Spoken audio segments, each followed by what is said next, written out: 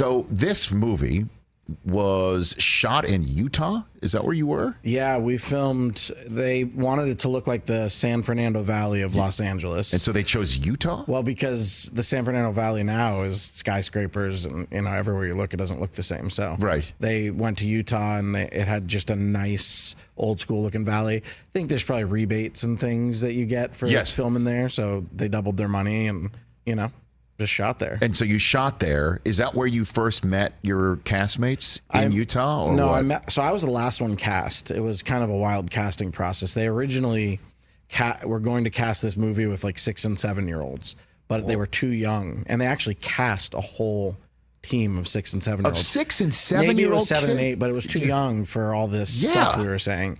It felt wrong. It felt weird.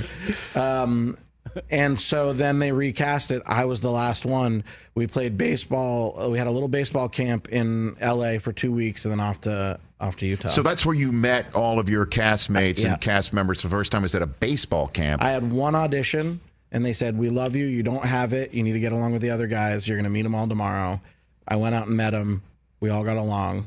I was bigger than them, so I forced them to get along nicely with me. done. Yeah. And then we just were off to baseball camp for 2 weeks, and because Mike Vitar, he played high school ball, and I've played baseball my whole life, so I'm halfway decent. There's a big drop off after me. Let's just say that. No, really? Maybe Brandon holds his own, and then after him, Brandon's the pitcher. Yes. After him, there's a pretty solid drop off. How old were you? I was 13, so I was one of the older ones. A couple of them were 12, 11. Mike was 13 or 14. And then the movie came out. I was 14 and off to just acting. That was my first job. So was there anybody famous or well-known or known at all who was running the baseball camp for you?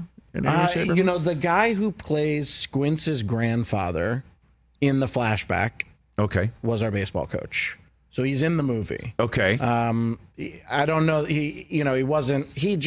Garrett, I think his name was. He was just really good at baseball and been around and, had coached movie people. Because there's a certain, you need to know how to, talk to 12-year-old actors. I bet so. I sometimes like to ask questions I only know the answers to, and I did not know the answer to that question. I was kind of hoping your answer would be, James Earl Jones was out there throwing high heat. He was. I'm sorry. That is the correct answer. Thank you. He was famous for going up and in with his four seam. That's right.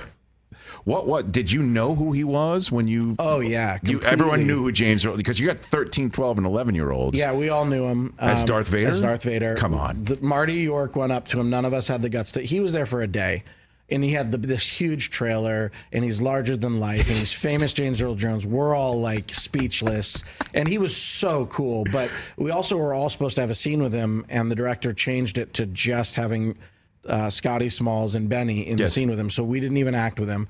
We just, I think he looked at us and laughed in one scene.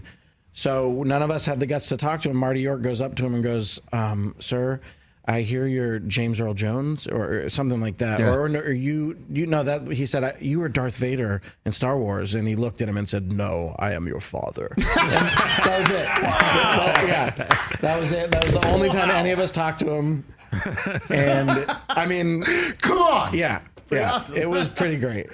I didn't need to meet him after that. I was like, that's good. It's done. He gave you really what you wanted. He really did. That's a hanging curve. Yeah. Oh, no, I am your father. I'll never forget. I remember that day just seeing him from afar being like, that's James Earl Jones. Field of Dreams had already come out. You've seen him in plenty of movies.